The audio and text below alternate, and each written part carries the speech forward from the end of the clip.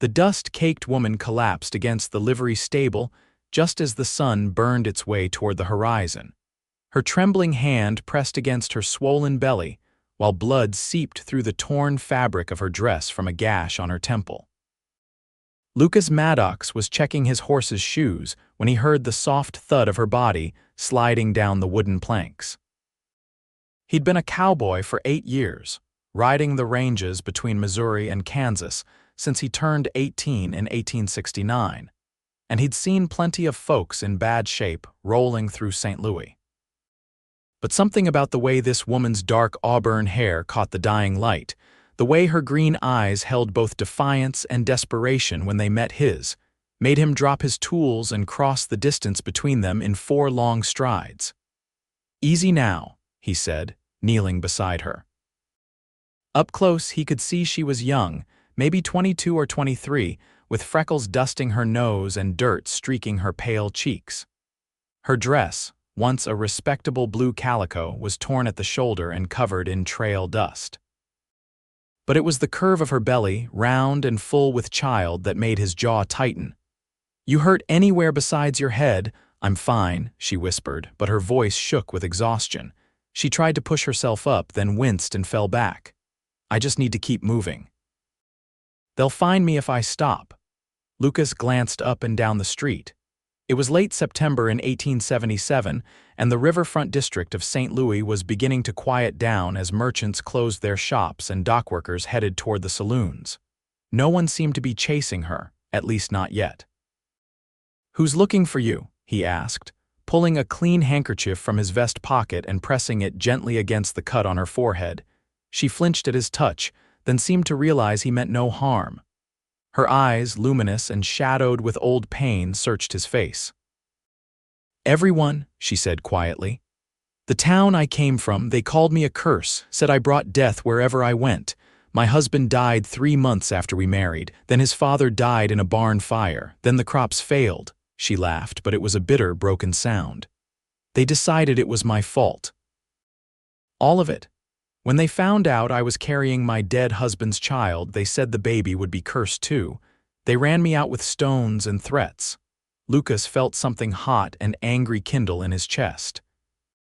He'd seen enough cruelty in his years to know that people were quick to blame the vulnerable for their own misfortunes.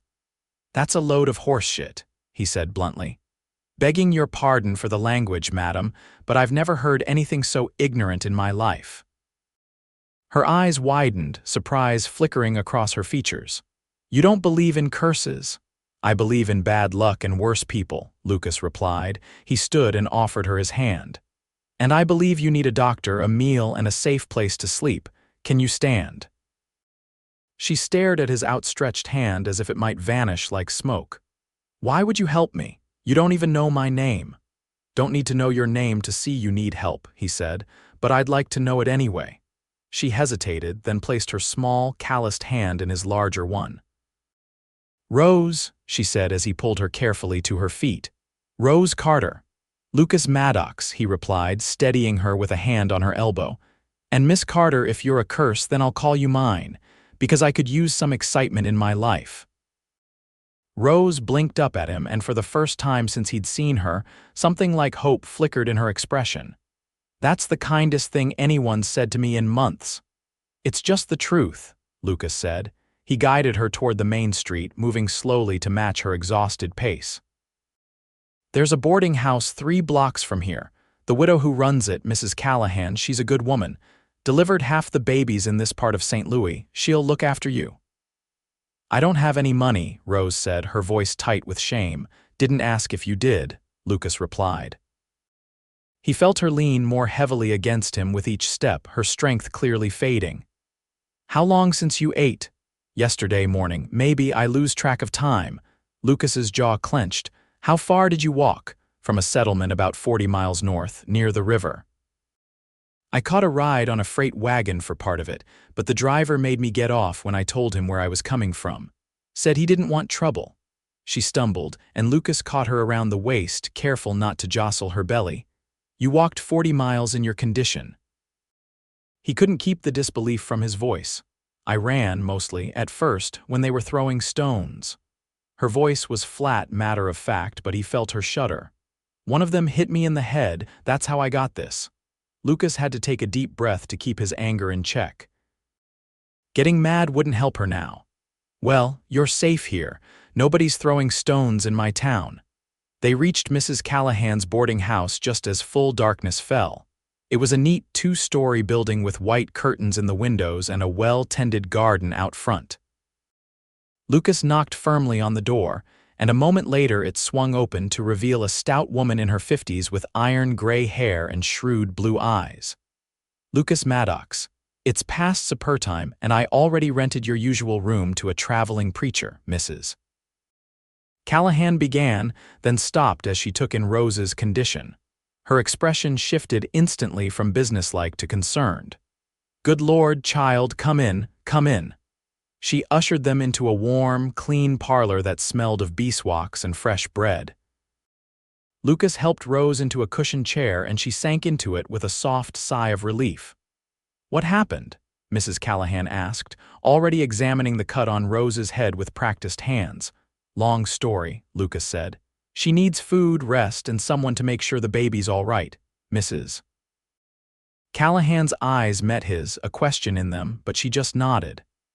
"I'll heat some soup and fetch my medical kit. You stay with her, make sure she doesn't fall asleep until I've checked that head wound properly." As the older woman bustled out, Rose looked up at Lucas with exhausted gratitude. "You don't have to stay, you've done enough." "I'm staying," Lucas said firmly. He pulled up a wooden chair and sat down across from her. "Besides, Mrs. Callahan would have my hide if I left. She's a terror when folks don't follow her orders." A ghost of a smile touched Rose's lips. "She seems kind." "She is. Lost her husband and 2 sons to cholera back in '67. Since then, she's made it her mission to look after anyone who needs it." Lucas leaned forward, resting his forearms on his knees. "Tell me about the settlement you came from. What's it called?" Rose's hands moved protectively over her belly. "Riverside. It's not much. Maybe 50 families, a church, a general store. My husband's family owned a good bit of land there. When he died so suddenly, pneumonia, the doctor said, his father took it hard, started drinking. That's probably what caused the barn fire, but nobody wanted to admit Thomas Carter's grief made him careless with his lamp. Easier to blame the outsider. You're not from there originally?" "No, I grew up in Illinois. My parents died when I was 16. Fever took them both within a week. I worked as a seamstress for a while, then met James at a county fair. He seemed so kind, so steady. We married last year and I thought I'd finally found a home." Her voice cracked. "I thought I'd finally belong somewhere." Lucas felt his chest tighten with sympathy. He knew what it was like to be alone. His own parents had died when he was 14, his father in a mining accident and his mother from heartbreak 6 months later. He'd been on his own ever since, working ranches and driving cattle, never staying in one place long enough to put down roots. "You belong here now," he said quietly, "for as long as you need." Rose's eyes filled with tears and she looked away, blinking rapidly. "Why are you being so kind to me? You really don't believe I'm cursed?" "I believe you've had more than your share of bad luck," Lucas replied. "But luck can change, and curses are just stories scared people tell themselves to make sense of a senseless world." Mrs. Callahan returned then with a tray laden with a steaming bowl of beef and vegetable soup, fresh bread, butter, and a pot of tea.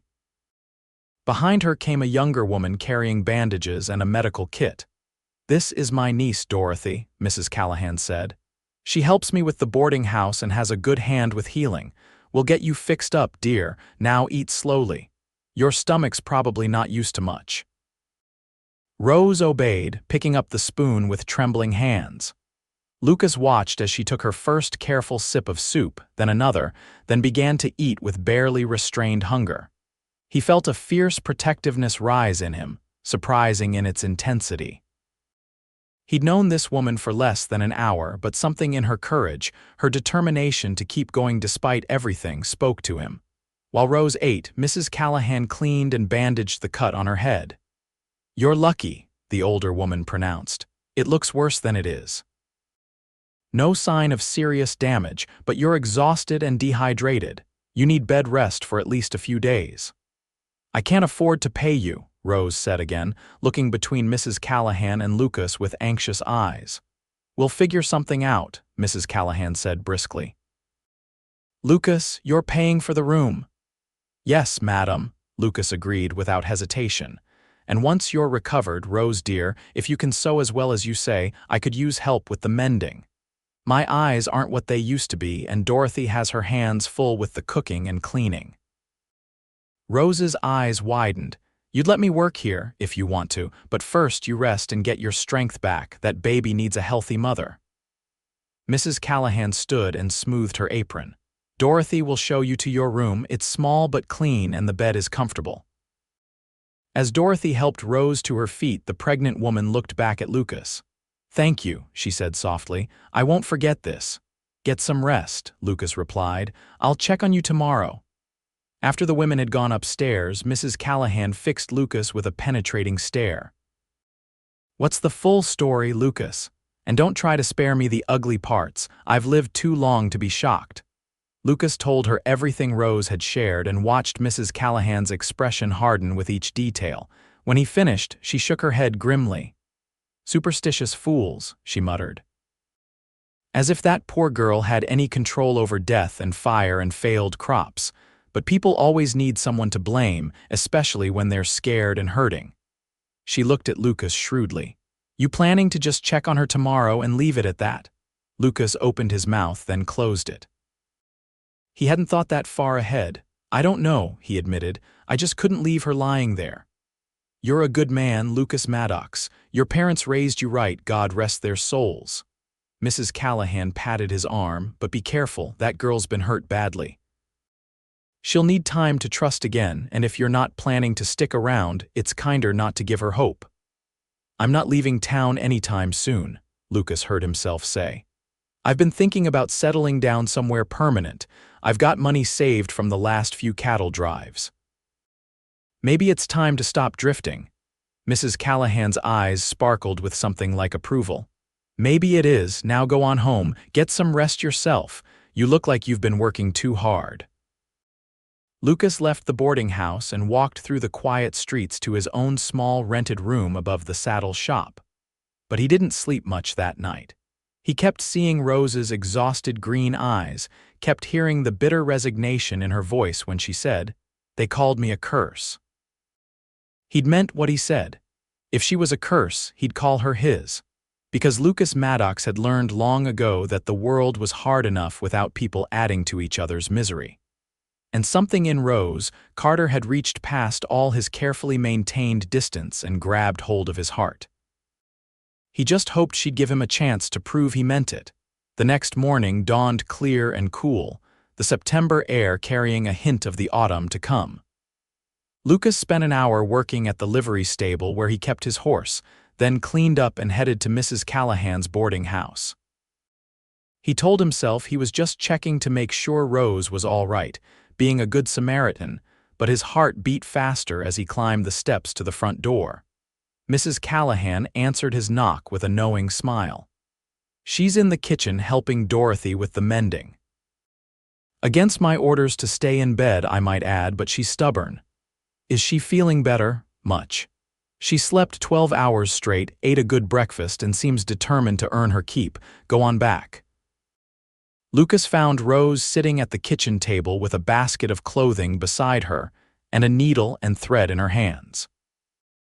She wore a clean dress that must have belonged to Dorothy, a simple brown cotton that was a bit large on her but infinitely better than the torn and dusty garment she'd arrived in. Her auburn hair was clean and braided over one shoulder, and the cut on her head was neatly bandaged. She looked up when he entered and color bloomed in her cheeks. "Mr. Maddox," she said, setting down her sewing. "Mrs. Callahan told me you paid for my room. I'll pay you back as soon as I can." "No need," Lucas said, pulling out a chair and sitting down across from her. "How are you feeling?" "Better than I have in weeks." She touched the bandage on her head self-consciously. "Mrs. Callahan says the baby seems healthy. She felt my belly and said everything seems normal. I was so worried after all that walking." That's good news. Lucas watched her hands as she picked up the sewing again, her fingers moving with practiced skill as she mended a torn shirt. Mrs. Callahan says you're stubborn about resting. Rose smiled slightly. I can't just lie in bed when there's work to be done, and sewing is easy. It doesn't tire me out. When's the baby due? End of December, maybe early January, I'm not entirely sure. She concentrated on her stitches for a moment, then looked up at him with those clear green eyes. Why are you really here, Mr. Maddox? Lucas appreciated her directness. To make sure you're all right. And to see if there's anything else you need. You've done more than enough already. Maybe I want to do more. The words came out before he could think them through, and he saw surprise flicker across her face. Why? She asked simply. It was a fair question. Lucas leaned back in his chair, considering his answer. Because I know what it's like to be alone, to have the world turn its back on you, and I know how much it means when someone doesn't. Rose studied him quietly. You lost your parents. Mrs. Callahan told me a little bit about you. Said you've been working cattle drives and ranch work since you were young. Since I was 14, Lucas confirmed. Been on my own a long time, thought that's just how life was. But lately I've been thinking maybe it doesn't have to be. Maybe it's time to build something instead of just drifting. What would you build? Don't know yet. A ranch maybe, a horse breeding operation, something solid, something that lasts. He met her eyes. What about you? What do you want, Rose? She was quiet for a long moment, her hands still on the mending. I want my baby to grow up safe, she said finally. I want them to have a home where they're wanted, where they're not blamed for things beyond their control. I want them to know kindness. Her voice softened. I want to stop running. Then stay here, Lucas said. St. Louis is a good town. Big enough that people mind their own business, but small enough that neighbors help each other. And nobody here knows anything about curses or bad luck. You can start fresh. Is that what you're doing, starting fresh? Maybe, Lucas smiled. Or maybe I'm just finally starting. Over the next few weeks, Lucas became a regular fixture at Mrs. Callahan's boarding house. He'd stop by after work at the livery stable, often bringing small gifts. A book he'd thought Rose might enjoy, fresh apples from the market, a rocking chair he'd found and repaired because he thought she might need it for the baby. They'd sit in the parlor or on the front porch if the weather was fine, and they'd talk. Lucas learned that Rose had a quiet sense of humor that emerged once she felt safe, that she loved reading but rarely had access to books, that she was fiercely intelligent and observant. He learned that her favorite color was the deep gold of autumn leaves, that she could sing beautifully but was shy about it, that she worried constantly about being a good mother when her own mother had died before she could teach her everything. Rose learned that Lucas had a deep well of patience, that he was honest to a fault, that he had a gift with horses and a dream of breeding the finest working horses in Missouri. She learned that he read poetry sometimes when he thought no one would find out, that he'd once wanted to be a teacher but couldn't afford the education, that he believed in keeping his word no matter what it cost him. And slowly, carefully, they began to trust each other.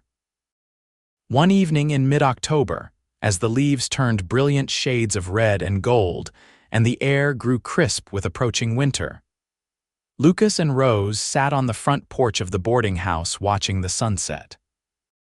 Rose's belly had grown rounder, her pregnancy becoming more obvious with each passing week. She'd taken to wearing an apron over her borrowed dresses, and her face had filled out now that she was eating regularly. She looked healthy and beautiful, Lucas thought, though he kept that observation to himself. Mrs. Callahan asked me if I wanted to stay on permanently after the baby comes, Rose said, breaking the comfortable silence.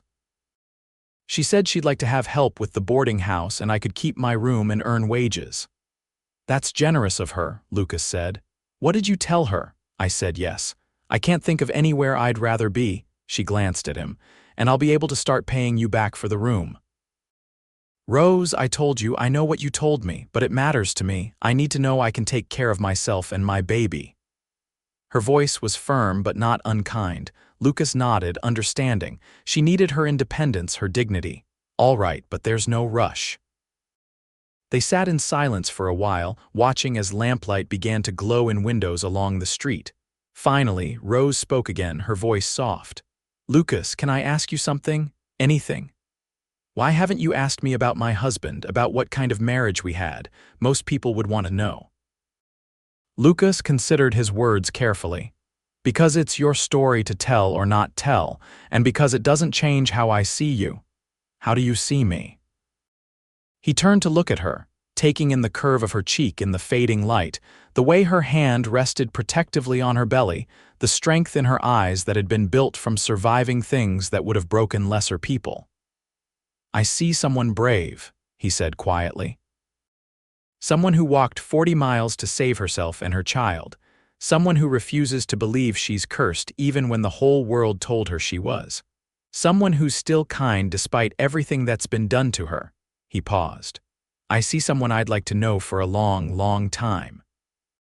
Rose's breath caught. "Lucas, you don't have to say anything," he continued. "I know it's too soon.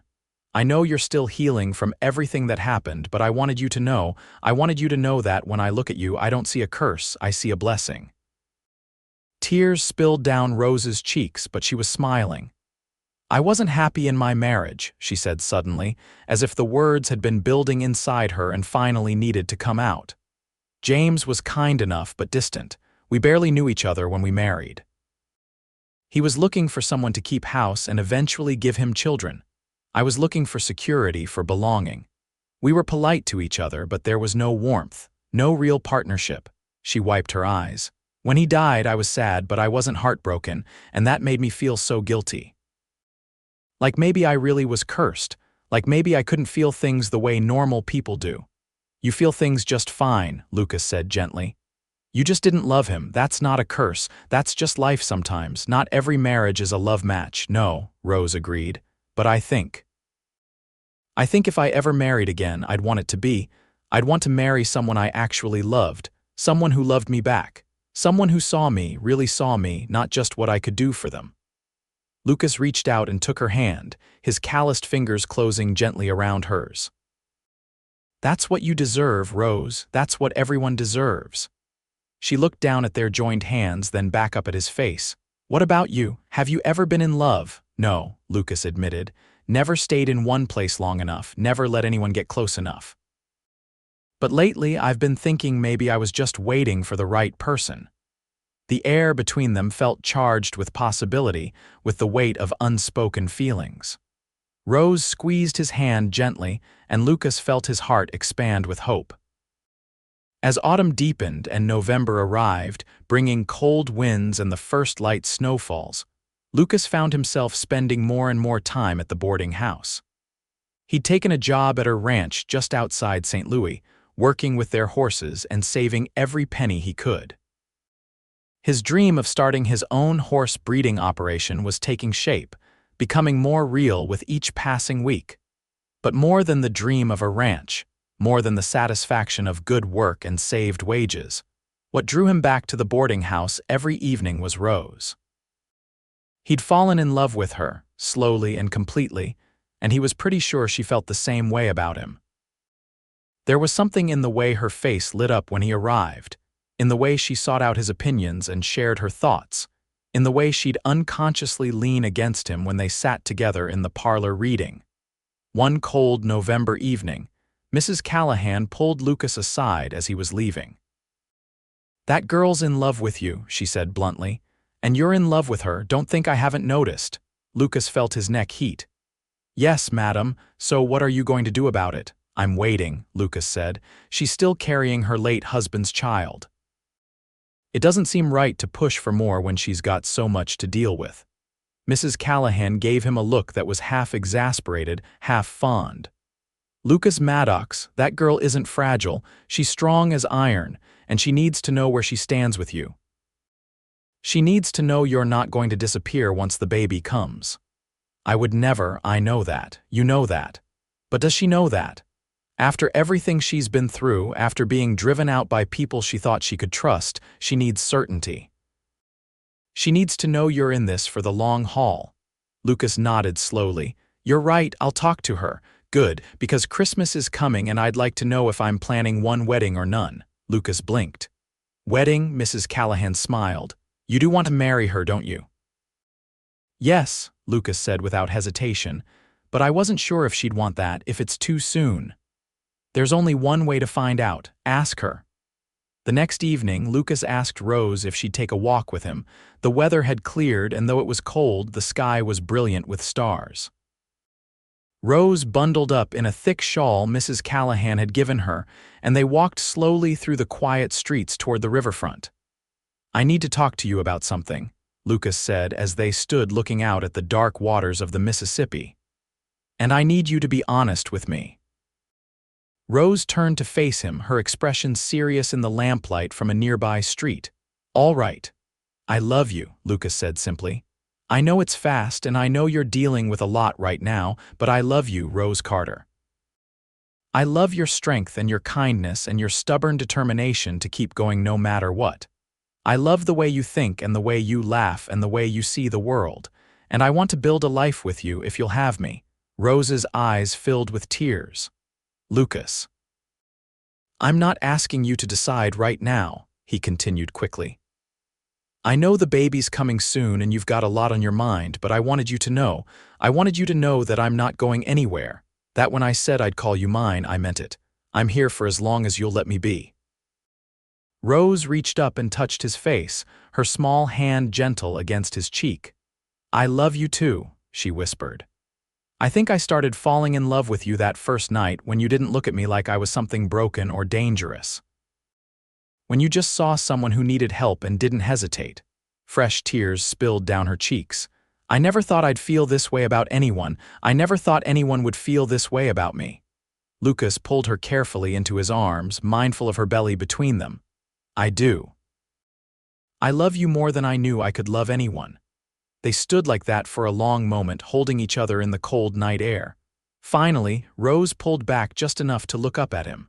Ask me, she said. Ask you what? Ask me to marry you, because if you do, I'm going to say yes. Lucas felt his heart leap. Rose Carter, will you marry me? Yes, she said, smiling through her tears. Yes, Lucas Maddox, I'll marry you. He kissed her then, gently and carefully, pouring all his love and promise into that single perfect moment. When they finally broke apart, both breathless and smiling, Rose laughed. Mrs. Callahan is going to be so smug, she said. She told me 3 days ago that you were going to propose before Christmas. She told me the same thing last night, Lucas admitted, and they both laughed. They walked back to the boarding house hand in hand, making plans. They'd marry before the baby came, Lucas insisted. He wanted Rose to have his name, wanted the baby to have his name, wanted everyone to know that this child was wanted and loved and protected. It'll cause talk, Rose warned. People will know the baby isn't yours biologically. I don't care about talk, Lucas said firmly. That baby will be mine in every way that matters. I'll raise them and love them and protect them just like they were my own blood. And if anyone has a problem with that, they can answer to me. Rose squeezed his hand. Have I mentioned that I love you? Yes, but I don't mind hearing it again.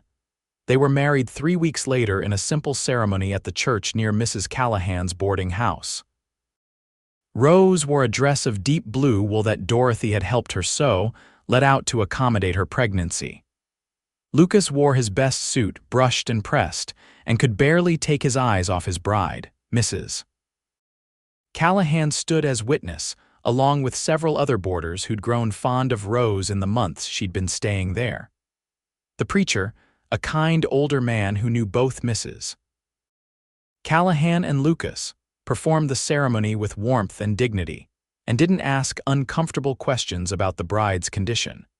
When Lucas slipped a simple gold band on Rose's finger, a ring he'd saved for weeks to buy, her eyes filled with happy tears. And when the preacher pronounced them husband and wife, Lucas kissed her with gentle reverence, knowing that he held his entire future in his arms. After the ceremony, Mrs. Callahan hosted a small gathering at the boarding house with food and modest celebration. As Lucas and Rose sat together on the sofa in the parlor, accepting congratulations from the other guests, Rose leaned against her new husband's shoulder and whispered, "I never thought I could be this happy." "Get used to it," Lucas murmured back. "Because I plan to keep making you happy for the rest of our lives." They moved into a small house that Lucas had been renting with his saved wages, a neat two-room cabin on the edge of town with a stable for his horses and room for a garden. It wasn't much, but it was clean and sturdy, and Rose set about making it a home with the same determination she brought to everything else. Lucas continued working at the ranch, but spent his evenings at home with his wife, reading to her or simply sitting together in comfortable silence. They talked about the future, about the horse breeding operation Lucas wanted to start, about the children they hoped to have beyond the one currently making Rose's belly round. "What should we name the baby?" Rose asked one evening as they lay in bed, Lucas's hand resting gently on her stomach. "What do you want to name them?" "I was thinking, if it's a boy, maybe Thomas after my father, and if it's a girl, maybe Sarah after your mother." Lucas felt his throat tighten with emotion. I'd like that a lot." The baby kicked under his hand and they both smiled in the darkness. "They're active tonight," Rose said, strong like their mother. "Our child is lucky to have you as a father," Rose said softly. "I know they're not yours by blood, but they're mine by choice," Lucas interrupted gently. "And that's stronger than blood. I chose you, Rose. I chose this family, and I'll spend the rest of my life being grateful I got the chance." Rose turned in his arms and kissed him, and Lucas held her close, marveling at how his life had changed in just a few short months. He'd been drifting, alone, purposeless. And then a dusty, exhausted, pregnant woman had collapsed outside the livery stable, and everything had shifted into focus. On the night of December 28th, in the cold depths of winter, Rose went into labor. Lucas fetched Mrs. Callahan immediately, and the older woman took charge with her usual capable efficiency. Dorothy came as well, bringing clean linens and hot water and calm reassurance. Lucas was terrified. He paced the small front room of their cabin, listening to Rose's cries from the bedroom and feeling completely helpless. What if something went wrong? What if he lost her? What if Lucas? Mrs. Callahan's voice called from the bedroom. "She's asking for you." He was through the door in an instant. Rose lay on the bed, her face pale and sweaty, her hair plastered to her forehead, but when she saw him, she reached out her hand. "I'm here," he said, taking her hand and kneeling beside the bed. "I'm right here." "It hurts," she gasped as another contraction took her. "I know, sweetheart, I know, but Mrs. Callahan says you're doing wonderfully, you're so strong." "Tell me something," Rose panted. "Tell me about the ranch, the horses, take my mind off it." So Lucas talked. He talked about the land he'd found for sale just outside St. Louis. 20 acres of good grazing land with a creek running through it. He talked about the horses he wanted to breed, strong, working animals that could handle Missouri winters and the demands of ranch work. He talked about the house he wanted to build, bigger than their cabin, with enough room for a growing family and a wide front porch where they could sit together in the evenings. Between contractions, Rose listened and smiled, her hand gripping his with painful intensity when the pain came. Hours passed, the night deepening around them. And then, just before dawn, Mrs. Callahan gave a triumphant cry. "One more push, Rose. Come on, girl." Rose screamed, her hand crushing Lucas's fingers, and then there was a new sound in the room, the angry, lusty wail of a newborn baby. "A boy, Mrs. Callahan announced, holding up the squalling infant. "A healthy, beautiful boy." Lucas watched as Mrs. Callahan cleaned the baby and wrapped him in a soft blanket, then placed him in Rose's arms. His wife looked exhausted but radiant, tears streaming down her face as she gazed at her son. "Thomas," she whispered. "Thomas Lucas Maddox." Lucas felt his own eyes burn with tears. She'd given their son his name. He touched the baby's tiny hand with one finger, awed by the perfection of the small fingers that immediately curled around his. "Hello, Thomas," he said softly. "Welcome to the family." The baby was perfect. Dark hair like his mother's, a squished red face and lungs that worked extremely well based on the volume of his cries. Lucas fell in love instantly and completely. This was his son. Blood didn't matter. Love made a family, and he loved this child with fierce, protective devotion. Over the next few weeks, Lucas learned what it meant to be a father. He learned to change nappies and pace the floor at 3 in the morning while Thomas screamed with colic. He learned to make ridiculous faces to coax a smile from his son, learned the weight of tiny bodies sleeping trustingly against his chest. And he loved every exhausting, wonderful minute of it. Rose blossomed as a mother. Despite her fears that she wouldn't know what to do, she was patient and loving, nursing Thomas and singing to him in her sweet, soft voice. Lucas would often come home from work to find her sitting in the rocking chair he'd made, baby at her breast, singing lullabies. "You're a natural," he told her one evening as he watched her put Thomas down to sleep in the cradle he'd built. "I'm terrified half the time," she admitted, "but I love him so much it doesn't matter. That's what makes you a good mother." As winter gave way to spring in 1878, Lucas finalized the purchase of the 20 acres he'd found.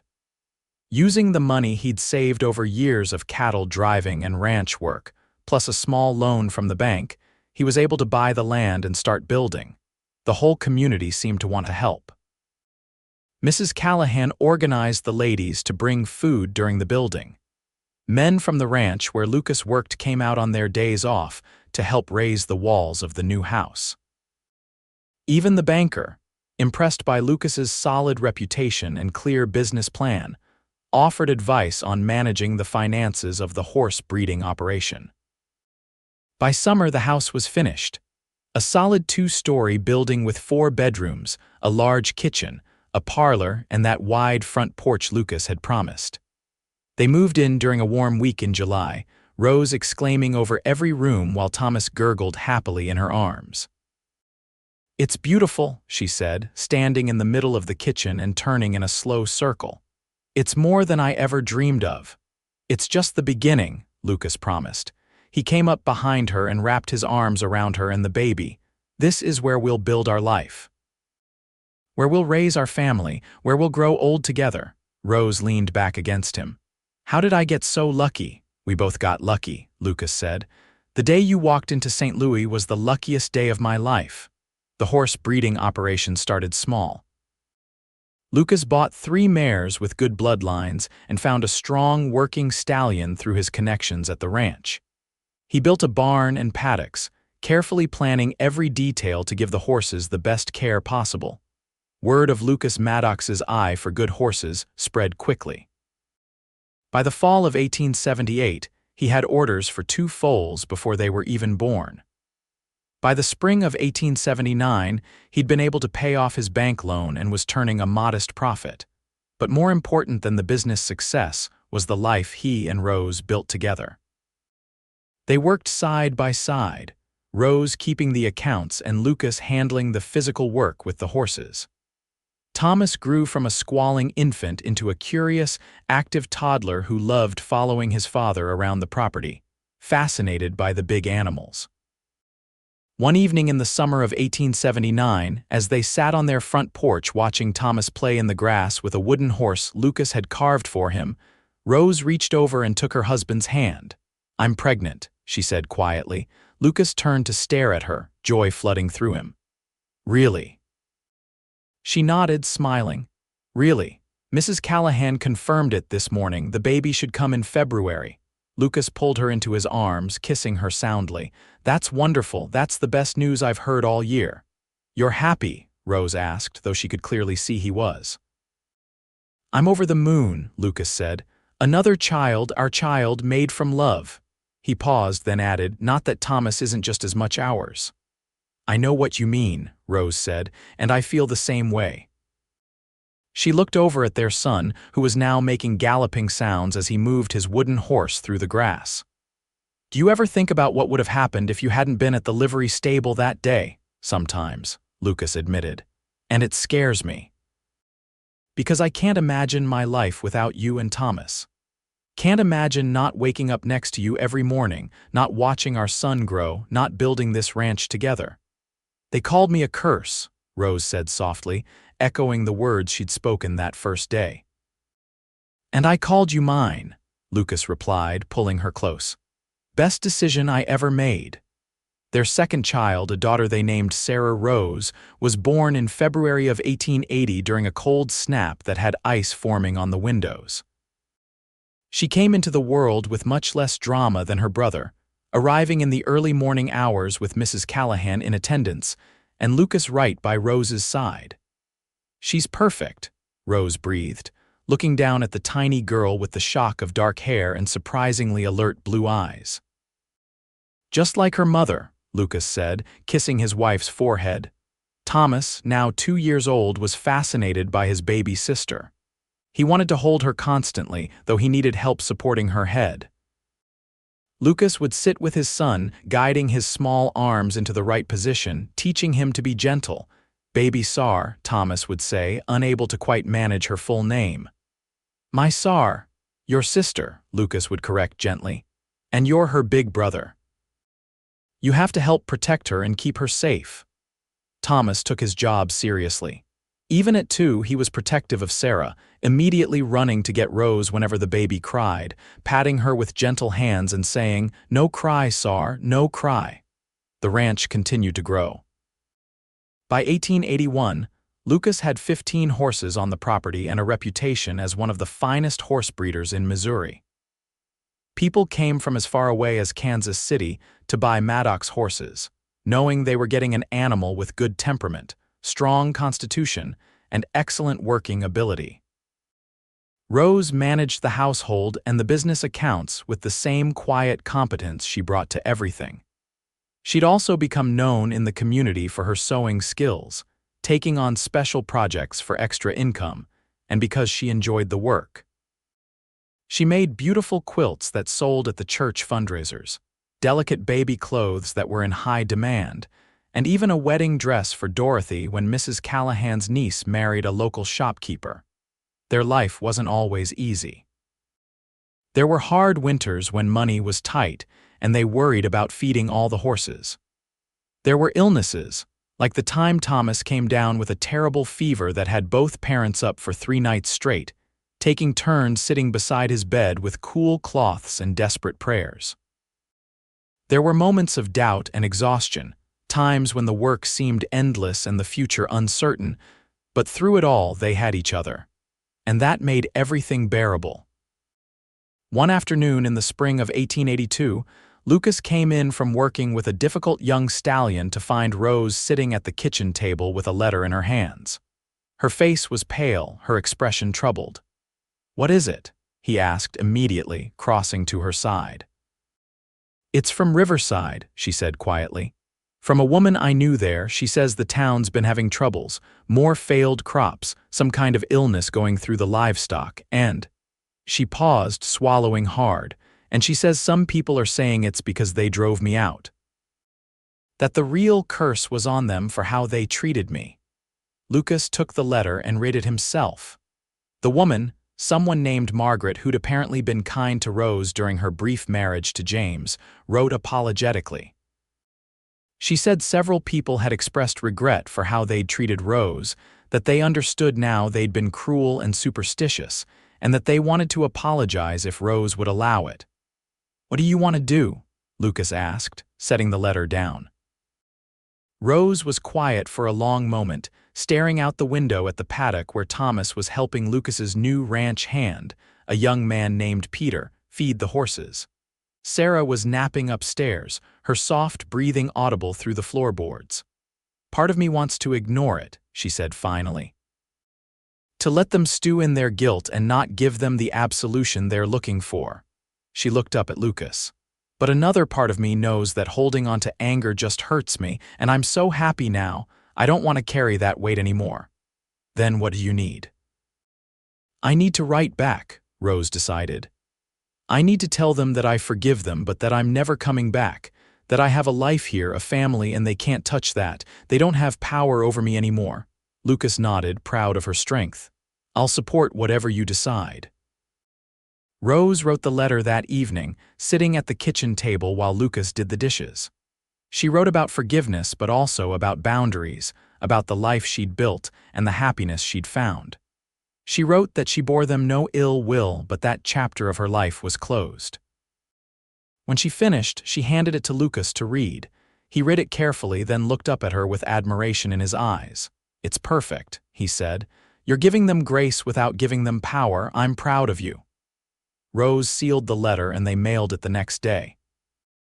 She never heard back from Riverside again, and she was glad.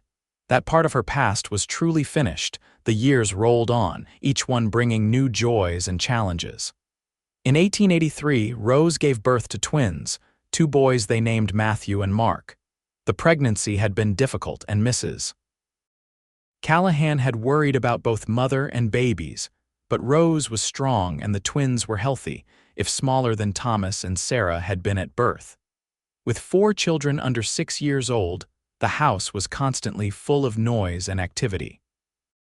Lucas hired another ranch hand to help with the horses so he could spend more time with his family. He wanted to be present for all the moments, the first steps and first words, the scraped knees and bedtime stories. Thomas, now 5, was already showing an aptitude for horses like his father. He could ride before most children could write their names, and he had a gentle way with the animals that made Lucas's heart swell with pride. Sarah, at 3, was her mother's daughter, thoughtful and observant with a quick mind and nimble fingers. She loved helping Rose with the sewing, sitting beside her mother and working her own child-sized needle through scraps of fabric. The twins were still too young to show their personalities fully, but they were happy babies who slept better than Thomas had, much to their parents' relief. One evening in the fall of 1883, after all the children were finally asleep, Lucas and Rose sat together on their front porch, wrapped in a shared blanket against the October chill. The stars were brilliant overhead, and somewhere in the distance a coyote howled. "Can you believe it's been 6 years?" Rose asked softly. "6 years since I collapsed outside the livery stable. Best day of my life," Lucas said, kissing her temple. "Mine too, though I didn't know it at the time." She snuggled closer to him. "I was so scared. So certain I was going to die alone and my baby with me, and then you were there." "I'll always be there," Lucas promised. "For you, for our children, for whatever comes. That's my vow to you, Rose, not just till death do us part, but beyond that. You're the other half of my soul." Rose turned her face up to kiss him, slow and sweet and full of love.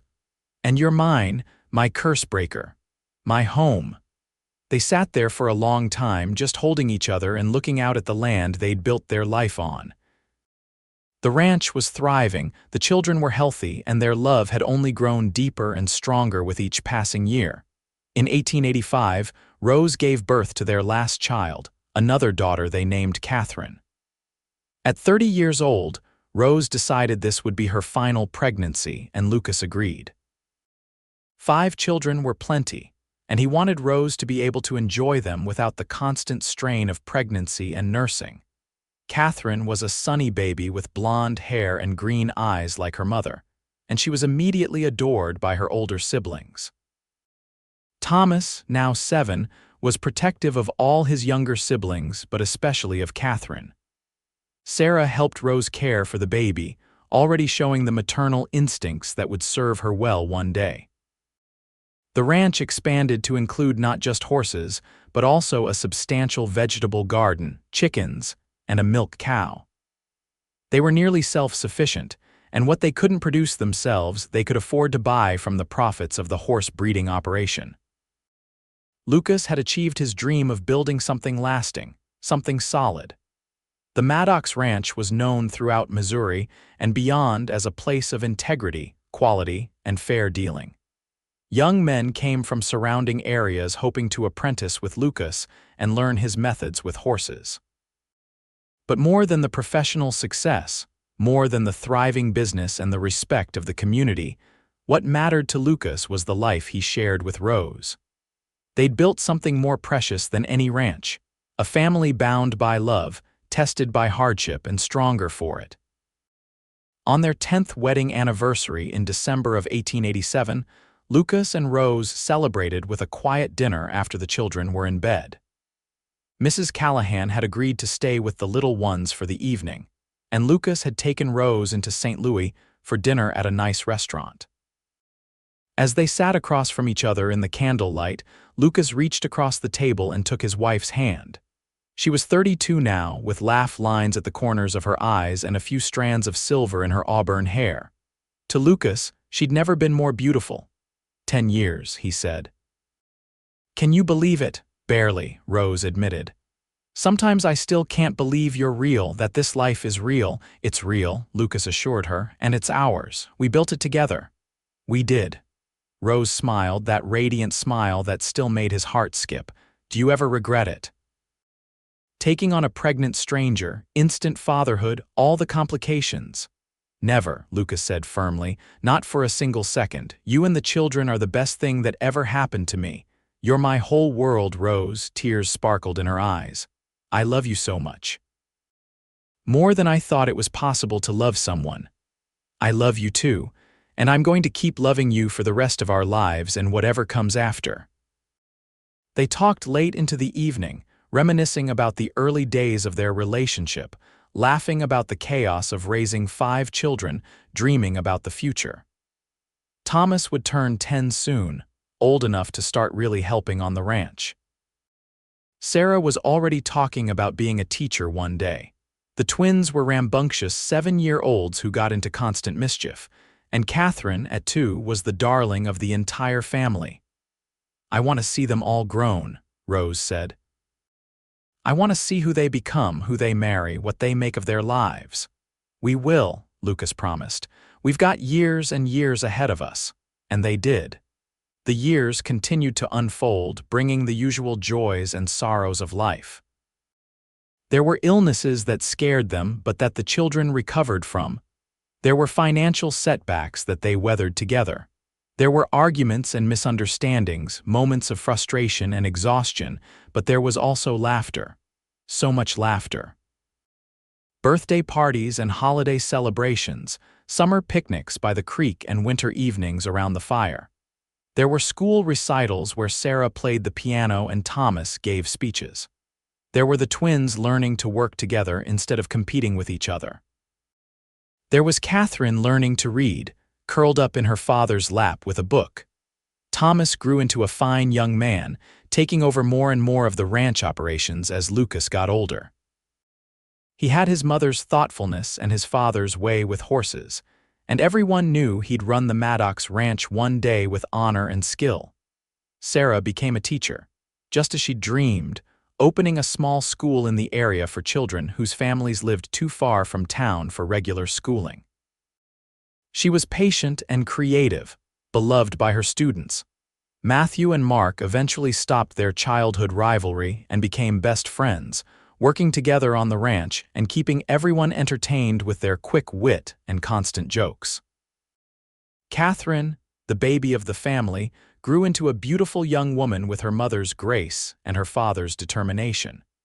She loved helping her father with the horses and had a natural talent for training the more difficult animals. In 1898, 20 years after their wedding, Lucas and Rose sat on their front porch watching the sunset, just as they'd done thousands of times before. Lucas was 51 now, his dark hair thoroughly gray, his face weathered from years of outdoor work. Rose was 43, still beautiful, still the center of his world. I was thinking about the day we met, Lucas said, his arm around her shoulders. Were you? Rose leaned into him, comfortable and content. Yeah. About how you collapsed outside the livery stable, pregnant and bleeding and terrified. About how you told me they called you a curse. And you said you'd call me yours, Rose finished softly. Best thing I ever said, best decision I ever made. He turned to look at her. You know what I think. What? I think you were never a curse, you were a blessing.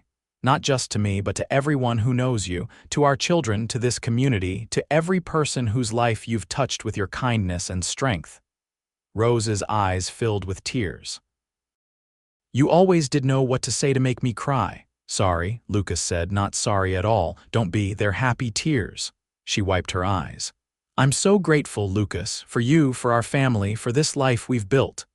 When I walked into St. Louis that day, I had nothing. No home, no hope, no future. Just a baby I was terrified I couldn't protect, and you gave me everything." "We gave each other everything," Lucas corrected. "I was just drifting before you, Rose, going through the motions of living without really living. You gave my life meaning. You gave me a reason to build something that would last." They sat in comfortable silence as the sun dipped below the horizon, painting the sky in shades of gold and pink. From inside the house, they could hear the sounds of their family. Thomas talking with his fiancée, a sweet girl from town named Emma. Sarah reading to Matthew and Mark's children, the grandchildren who'd arrived in the last few years. Catherine singing softly as she prepared dinner. "We did good," Rose said finally. "We did," Lucas agreed. "We built something beautiful." In the spring of 1900, Thomas married Emma in a ceremony on the ranch, surrounded by family and friends. Lucas stood beside his son, proud beyond words, and Rose cried happy tears as she watched her firstborn start his own family. Sarah had married a few years earlier to a kind schoolteacher from a neighboring county, and they had 2 children of their own now. Matthew and Mark had both married as well, twin weddings that had been the talk of the county. Catherine was courting a young rancher she'd met at a horse auction, and Lucas approved of the steady, honest young man. As Lucas and Rose danced at Thomas's wedding reception, holding each other close while the band played a waltz, Lucas whispered in his wife's ear, "I told you we'd see them grown, all of them happy and settled." "You did," Rose agreed, her head on his shoulder. "We're blessed, Lucas Maddox." "Yes, we are," he said. "More than I ever dreamed possible." The years rolled on gently. Lucas and Rose grew older together, their love deepening with each passing season. They became grandparents many times over, their house always full of visiting children and grandchildren. The Maddox Ranch thrived under Thomas's management, and Lucas was content to step back and let his son take the lead, acting as advisor rather than director. On a warm summer evening in 1910, Lucas and Rose celebrated their 52nd anniversary. They were both in their 70s now, their bodies slower but their minds still sharp, their love still as strong as ever. All 5 of their children had come to the ranch for the celebration, along with spouses and grandchildren and even a few great-grandchildren. As the party wound down and the younger ones were put to bed, Lucas and Rose found themselves once again on their beloved front porch, this time surrounded by their adult children. "Tell us the story," Catherine said, as she often did. "Tell us how you met." Lucas and Rose exchanged a smile. They'd told this story many times, but it never got old. "Your mother collapsed outside the livery stable," Lucas began. Pregnant, exhausted, bleeding from a cut on her head, she'd been driven out of her town by superstitious fools who blamed her for their own misfortunes. "They called her a curse," Thomas continued, having heard the story so many times he knew it by heart. "And your father said he'd call me his," Rose finished softly. "And he did. He called me his and loved me and gave me a home and a family and a life beyond anything I'd ever imagined." "He saved you," Sarah said. "We saved each other," Rose corrected gently. "I was lost and he was drifting. We found each other when we both needed it most, and we built something beautiful together." Lucas reached over and took his wife's hand, their fingers intertwining naturally after 52 years of practice. "Best day of my life," he said, as he always did. "The day I found you.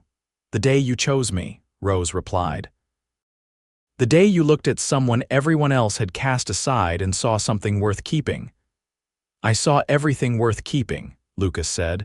"I saw my whole future in your eyes."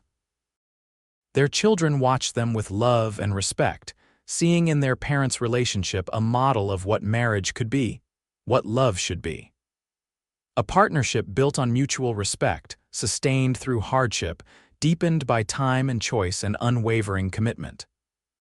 As the stars came out and the night birds began their songs, the family sat together on the porch, multiple generations bound by love and shared history. They told stories and laughed, remembered those who'd passed on, celebrated those who were present. And at the center of it all were Lucas and Rose, still holding hands, still looking at each other with the same love and wonder they'd felt that first night in St. Louis when a cowboy had seen a pregnant stranger in need and chosen to call her his own. When Lucas passed away peacefully in his sleep in the winter of 1915 at the age of 68, with Rose holding his hand and all 5 children gathered around his bed, his last words were, "I love you, Rose Carter Maddox. You were never a curse. You were always my blessing." And Rose, through her tears, whispered back, "And you were mine. Always and forever, you were mine." She lived another 5 years, surrounded by her children and grandchildren and great-grandchildren, all of them carrying forward the legacy of love that Lucas and Rose had built. She spent her days telling stories about their life together, making sure everyone knew how a cowboy had once looked at a desperate pregnant woman and seen not a curse but a future, not a burden but a gift. When Rose passed away peacefully in 1920 at the age of 65, with her children holding her hands just as she'd held Lucas's, she died with a smile on her face. Her last words were about Lucas, about the day they met, about the love that had sustained them through 5 decades of marriage and 6 years of deepening friendship before that. They were buried side by side on a hill overlooking the ranch they'd built together, under a large oak tree that provided shade in summer and shelter in winter. Their headstones were simple, but carried a special inscription that their children had chosen: Lucas Maddox, 1847 to 1915. Beloved husband, father, grandfather, he called her his and meant it, Rose Carter Maddox, 1855 to 1920. Beloved wife, mother, grandmother, she was never a curse, only a blessing. And for generations after, the Maddox family would tell the story of how their family began. How a pregnant stranger fleeing from superstition and cruelty had found refuge with a cowboy who saw past fear to possibility, past reputation to reality, past curse to blessing. They told it as a love story, which it was, but also as a lesson in the power of choosing kindness, of refusing to believe the worst about people, of building something beautiful out of desperate circumstances. The ranch continued for generations, always in Maddox's hands, always run with the integrity and compassion that Lucas and Rose had modeled. And on summer evenings, family members would often find themselves drawn to that wide front porch, sitting in the same spot where Lucas and Rose had sat for so many years, looking out at the land they'd loved and remembering the love story that had started it all. The story of a pregnant stranger who'd been called a curse, and a cowboy who'd looked at her and seen his entire future. The story of a choice made in compassion that had blossomed into a love deep enough to span a lifetime and strong enough to build a legacy. The story of Lucas and Rose Maddox, who'd proven that sometimes the best things in life come from the most unexpected places, and that love, real love, can transform everything it touches from curse to blessing, from desperation to hope, from loneliness to belonging. And that story, passed down through generations, remained as true and powerful as the day it began on a dusty September evening in 1877, when a cowboy had made a simple choice to help a stranger in need, and that choice had changed everything.